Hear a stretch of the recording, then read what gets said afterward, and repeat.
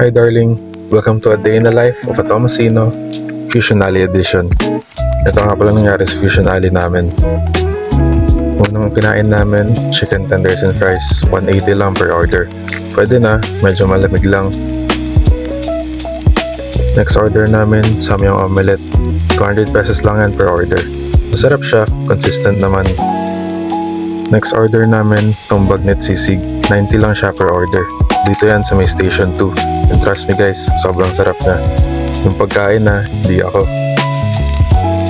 Next nating order, itong thigh steak. 180 lang siya per order. And na masasabi ko lang, pwede na for the price. Next natin tikman yung Dubai Chewy. Katabi lang yan ng samyang ni Naomi. And masarap siya kasi matamis and hindi ganun katapang yung powder. For me lang yan kasi iba-iba naman taste buds natin lahat. Dito busog na, kaya tara, uwi na tayo. 9:30 na eh. 9:50, bahay na tayo. Ito lang ginawa sa Fusion Alley. Siyempre, mirror selfie bago umakyat.